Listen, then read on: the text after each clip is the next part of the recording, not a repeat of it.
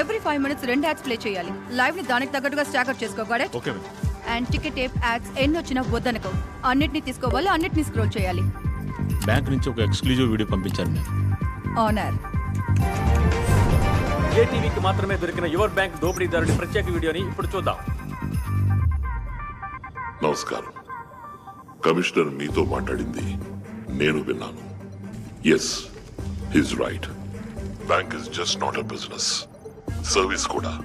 నేను ఒక సంఘటన చెప్తాను. కమిషనర్ చెప్పింది కరెక్టో కాదో తెలుసుకుందాం.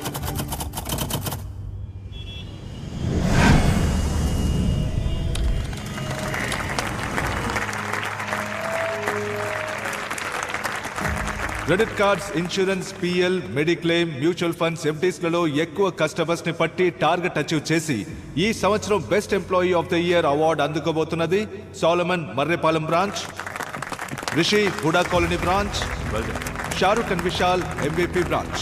వీళ్ళందరూ 5 days గోవా ట్రిప్ ని గెలుచుకున్నారు. Give them a big hand. మిగతా వాళ్ళు కూడా వీళ్ళలాగే అన్ని ప్రొడక్ట్స్ లోనూ టార్గెట్ ని అచీవ్ చేయాలి. సార్, చాలా మంది క్రెడిట్ కార్డు వద్దంటున్నారు సార్. టార్గెట్ అచీవ్ చేయడం కష్టంగా ఉంది. మురళీధర్. బాబు, కస్టమర్లను బోన్ పెట్టి పట్టాలి. బోన్ మాత్రమే పెడితే ఎలుక పడదు. అందులో ఎండు చేప పెట్టాలి. ఎండు చేప? నీ అన్నదమ్ములైన నిన్ను నమ్మి 50 రోజులకు వడ్డీ లేకుండా నీకు అప్పిస్తారా? మా బ్యాంక్ ఇస్తుంది అని చెప్పు. క్రెడిట్ కార్డు తీసుకోండి సార్, అవసరం వస్తే వాడుకోండి, లేదా ఓ మూల పడేసి ఉంచండి చెప్పు. తప్పకుండా తీసుకుంటారు. 50 రోజుల్లో డబ్బు తిరిగి కట్టకపోతే 36% వడ్డీ, వడ్డీకి వడ్డీ, అప్పు 3 నెలల్లో డబుల్ అవుతుంది. ఇవన్నీ చెప్పొద్దా సార్?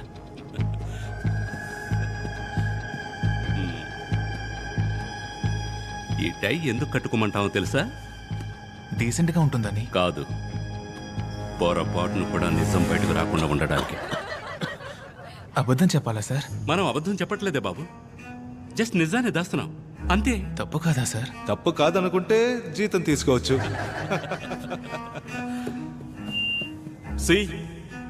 నువ్వు చేస్తే నీ కుటుంబాన్ని ఎవరు కాపాడతారు? ఇన్సూరెన్స్ చేయమని మనం అడుగుతున్నప్పుడు ఇంకొక మనిషి వచ్చి కాపాడతాడనే పరిస్థితి వచ్చేంత వరకు మనం ఇన్సూరెన్స్ ని విక్రయించవచ్చు. డబ్బులు లేకపోతే కుక్కలు కూడా నిన్ను పట్టించుకోవనే పరిస్థితి ఉన్నంత వరకు loan, debit card, credit card అన్నిటినీ విక్రయించవచ్చు. All the best. ప్రేమ్, ఆ కుర్రాన్ని వేరే ప్రోడక్ట్కి మార్చు. అందులోనూ పర్ఫార్మెన్స్ లేకపోతే తీసేయి. Yes sir. Goa trip, incentives, gift coupons అని బోలెడన్ని ఈసోప్స్ ఆఫర్ చేయి. అప్పుడే మనం టార్గెట్ రీచ్ అవ్వగలం. Done sir. టార్గెట్ అని చావ కొడుతున్నారు. ఏంట్రా మామా, ఎందుకు డల్గా వస్తున్నా? పిఎల్ క్రెడిట్ కార్డ్స్కే దిక్కులేదు, ఇందులో మ్యూచువల్ ఫండ్స్ కి మార్చేశారు. అవన్నీ అప్పర్ మిడిల్ క్లాస్ వాళ్ళవి కదరా. మన బ్యాంక్లో ఎవరెవరి అకౌంట్లో డబ్బు ఉందో లిస్ట్ ఇచ్చారు. అయితే ఇంకేం మామా, లిస్ట్లో ఉన్న వాళ్ళతో మాట్లాడు.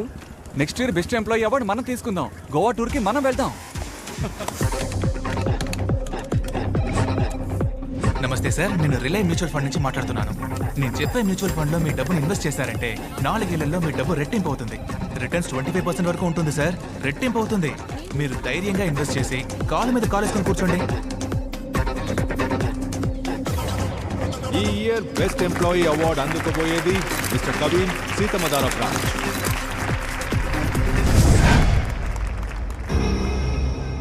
బ్యాంకులు అధిక అప్పులిచ్చి దివాళా తీసే పరిస్థితిలో ఉండగా your bank relay mutual fund సంస్థ దివాళా తీసినట్టు ప్రకటించారు. 5 లక్షల కోట్ల ప్రజల 25,000 కోట్ల రూపాయల పరిస్థితి ఏంటి? సిబిఐ విచారణ ఆరంభం. న్యూస్ లో ఏదేదో చెప్తున్నారంటయ్యా. ఏమయ్యా, నిన్ను నమ్మే కదయ్యా డబ్బు పెట్టాను. నేను మీ బిడ్డలంటోడిని, నన్ను నమ్మి వెయ్యండి అని చెప్పావు కదా.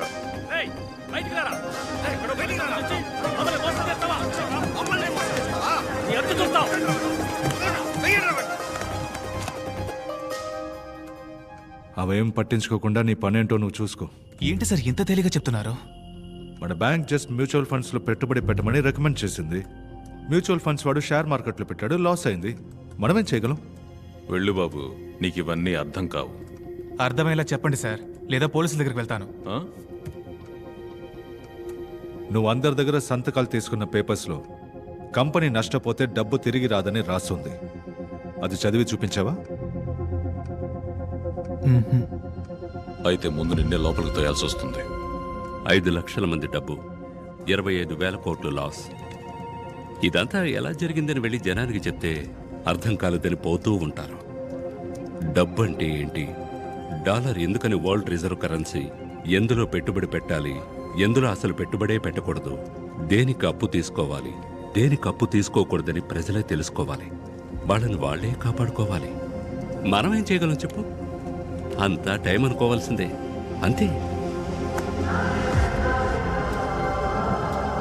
నేను మీ బిడ్డలంటోడిని, నన్ను నమ్మి వెయ్యండి అని చెప్పావు కదా. వాళ్ళని వాళ్లే కాపాడుకోవాలి.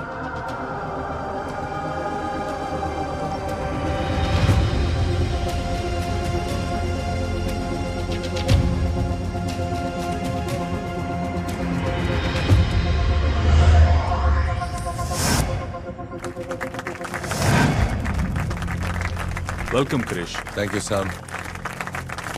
Krish, welcome to Vizag. Thank you. వాళ్ళు వదిలిపెట్టకూడదు. రండ్రా. ఏయ్! రండ్రా, ఏయ్! ఏయ్! వదిలిపెట్టరా. సార్, కొన్ని వేల మంది కత్తులు, కర్రలు, పెట్రోల్ క్యాన్లు తీసుకొని మన బ్యాంకును చుట్టుముట్టేశారు సార్. పోలీసులు వచ్చే వరకు ఆపడం కష్టమేమో సార్. ఆ డబ్బుని, ఆ డబ్బుని, ఆ డబ్బుని. ఆగండి అయ్యా, ఆగండి. ఆ డబ్బుని. మీరు తగలెట్టుకుని చస్తే డబ్బు రాదు. ఇక్కడ నుంచి వెళ్ళిపోండి. మేమెందుకయ్యా తగలబెట్టుకోవాలి? మేమేం తప్పు చేశాం? ఈ పెట్రోలు మిమ్మల్ని తగలబెట్టడానికే. మీరు మర్యాదగా మా డబ్బు తిరిగి ఇవ్వకపోతే మొత్తం బిల్డింగ్ నే తగలబెట్టేస్తాం.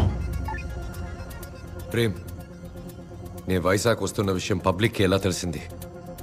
తెలీదు క్రిష్. నేనే చెప్పాను.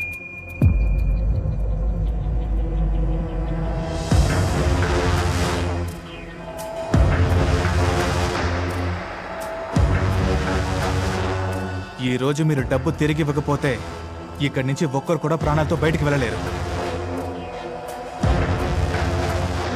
గాడ్, పోలీసు వచ్చే వరకు అందరూ లోపలికి వెళ్ళి సేఫ్ గా ఉండండి. వెళ్ళండి, వెళ్ళండి.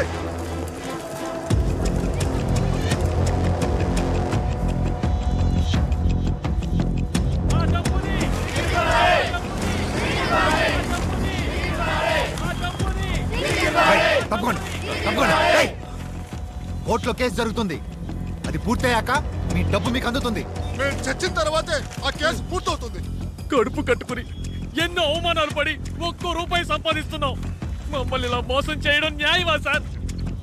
బ్రతకడం కోసం చచ్చేంతగా కష్టపడుతున్నాం. మా డబ్బుని ఎలాగైనా ఇప్పించేయండి సార్. తమ్ముడు, ఇది ఫినాన్షియల్ క్రైమ్. నువ్వు, నీ బాబు, గవర్నమెంటే తలుచుకున్నా కూడా నా దగ్గర నుంచి ₹1 కూడా వసూలు చేయలేరు. సార్, డబ్బు తిరిగిచ్చేయండి. ఈ స్కామ్ మీరే చేశారనడానికి నా దగ్గర అన్ని ఆధారాలు ఉన్నాయి. వాటిని గనక ప్రెస్కి మీరు బయటికి కూడా వెళ్ళలేరు. అందరూ కలిసి చెప్పుతో కొడతారు. అలాగా?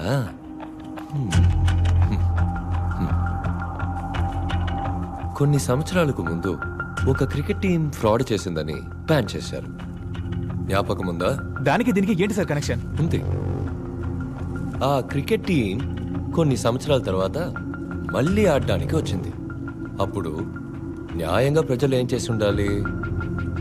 మీ మీద మేము పెట్టుకున్న నమ్మకానికి ద్రోహం చేశారు, క్రికెట్కి కళంకం తెచ్చిపెట్టారని వాళ్లే రివర్స్ అయి ఉండాలి, తిట్టుండాలి. కానీ ప్రజలేం చేశారు? పాపం ఎన్నో గంటలు క్యూల నుంచుని బ్లాక్లో ఎన్నో వేలెచ్చి టికెట్లు కొన్నారు. పోరాడి పోలీసుల దగ్గర తన్నులు తిన్నారు. ఈ టీం కోసం ప్రాణాలు కూడా ఇస్తామన్నారు. దీని నుంచి ఏం అర్థమవుతుంది?